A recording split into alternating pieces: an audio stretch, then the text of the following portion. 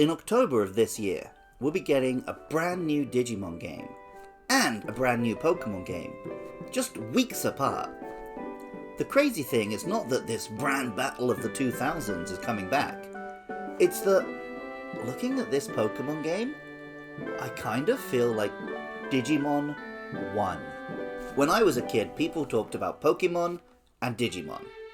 They were discussed like Marvel and DC, Star Wars and Star Trek, or Mario and Sonic. Today though, Pokémon is bigger than ever. But if I ask a kid about Digimon, they look at me like I'm crazy, or at best they lump it in with Pokémon ripoffs like Temtem and Power World. Based on that, you might think it's an open and shut case, that Pokémon won the Pokémon vs Digimon war. But I think it's not quite that simple. To explain, let me start at the beginning. Part 1. Hatching. Without looking it up, answer this question. Which came first, Pokémon or Digimon? If you're a normal person with only a surface knowledge of the two, you're probably thinking, Pokémon, obviously. It was the original, and Digimon was the ripoff. Maybe instead you've gone meta with it.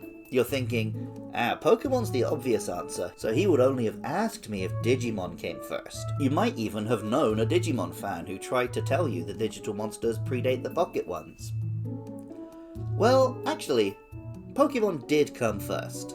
Pokémon started when Red version and Green version launched on Game Boy in 1996. Digimon was born with a line of virtual pets in 1997. Actually, our hypothetical Digimon fan might say, Digimon was a spin-off from Tamagotchi, and Tamagotchi came first. Well, Tamagotchi did release in 1996, around the holiday season, but Pokémon released all the way back in February of that year, so it actually predates even Tamagotchi. So, case closed, right? Pokémon came first, and Digimon ripped it off. Yes, except actually mostly no. Pokémon was not successful right out of the gate. It was more like a sleeper hit, slowly building popularity through word of mouth. Tamagotchi was made pretty independently and doesn't really have much in common with Pokémon. So it's easy to imagine the 1990s executive who looked at Tamagotchi, called it a girl's toy, and said, let's make one for boys that's got monsters and they can fight, and all of that jazz. So, neither Pokémon nor Digimon was created as a rip-off of the other one. They evolved through convergent evolution, if you like. Part 2. Evolving. In 1997, Pokémon expanded to include an animated series. Digimon followed suit in 1999. And by the time either series made it to the West, they were cross-media juggernauts. Americans received the Pokémon games a little earlier, but at least in the UK, we got video game, card game, toys, anime, comic books, all at once. It was a blitz. A year or two later, Digimon landed as well, with as much fanfare. And any nuance in the origin of one as a Game Boy RPG and the other as an LCD pair was completely lost on kids. Pokemon's tagline of "Gotta catch 'em all" made it an inevitable cash cow. Everyone at my school collected the trading cards, we tuned in every week to see another new monster on the cartoon, and as the second generation of games loomed on the horizon, the very concept that there could be more Pokemon was mind-blowing. Digimon's angle was never really on collection. The core of the series was the virtual pet, which only contained one monster at a time. It wasn't about collecting a team of monsters, but forming a strong bond with a single Digimon. The apocryphal tale goes that Digimon starting off on the back foot financially is what led to a better anime. When Digimon was being developed, a lack of budget for flashy animation and spectacle meant they had to rely on writing and character development. It was actually a deliberate decision to try and grab kids who were aging out of the Pokémon anime, combined with the fact that Pokémon had to directly adapt the plot of a video game, beat 8 gyms, become the champion. Whereas Digimon could tell its own stories of characters and arcs, Digimon had a much more compelling anime. So we have two franchises. Both are releasing video games, toys, trading cards, and animes at the same time. Now, all that's left is for the superior franchise to win out in the end. Part 3. Training. Although Pokémon is by far the more financially successful of the two series, I think in recent years it has transformed into something which resembles Digimon much more than it used to. In the Digimon series, anime particularly, it tends to be one human character paired with one Digimon partner.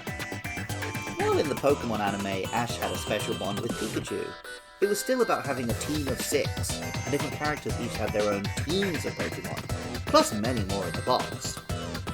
In recent years though, Pokémon has really been leaning on the concept of a partner Pokémon. You got Pokémon Masters EX with every character being paired up with one Pokémon. You have Mega Evolution and Z moves, which were both based on forming a strong bond with one trainer.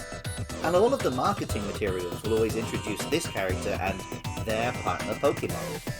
Pokemon's biggest success since the original Pokemania of the 90s and noughties has undoubtedly been Pokemon Go, a game where Pokemon appear in the real world through some sort of cross-dimensional hijinks.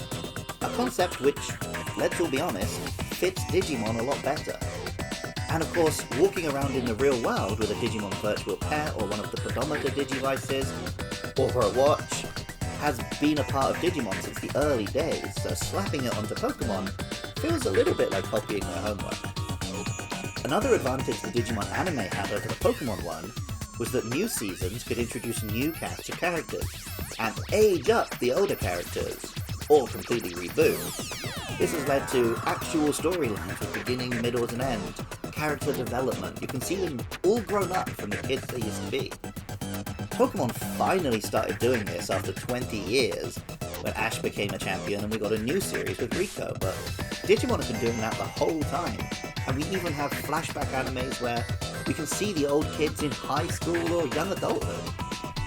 Fans had long agreed that Digimon had the better anime, but Pokemon fans will often try and argue that the Pokemon video games are superior. Digimon has had a number of video games over the years, and fans do have reasons to argue their advantages in some ways too.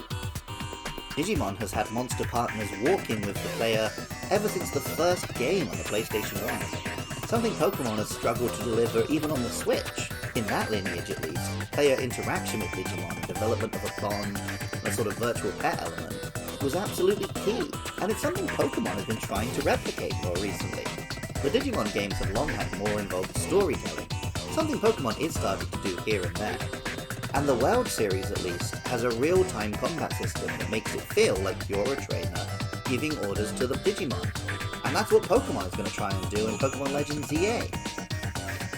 There are more specific examples, like the Mega Evolution element of Pokemon being very similar to the anime's Digivolution, or eggs being introduced to Pokemon after the Digimon pets launched. But rather than these little nitpicks, the important thing is that a part of Pokemon's soul is drifting towards something much more similar to what Digimon originally was. Part 4. Battling. Far from Digimon being a forgotten Pokemon clone, I think both franchises influenced each other over the decades. The battle isn't as simple as it might seem. Recently, I read a book about all the historical kings and queens of England.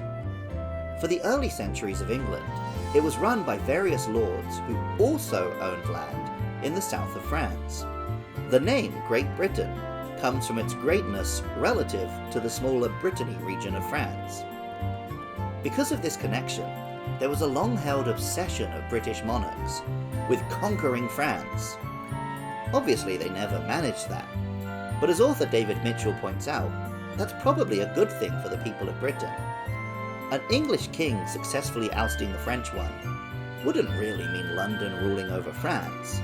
It would inevitably mean Paris ruling over Britain, with a king on the throne who maybe comes from England. This is basically what happened in 1603, when the King of Scotland took the English throne as well. Far from Scotland coming to dominate England, the king moved himself down to London, and the south continued to benefit far more from royal favours than the north. Part 5. Winning. So, who won?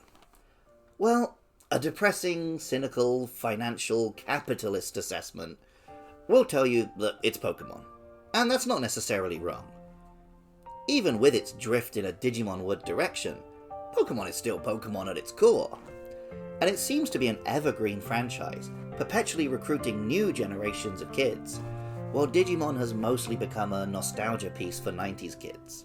Nevertheless, Digimon clearly did a lot of things right, but Pokémon has begrudgingly acknowledged.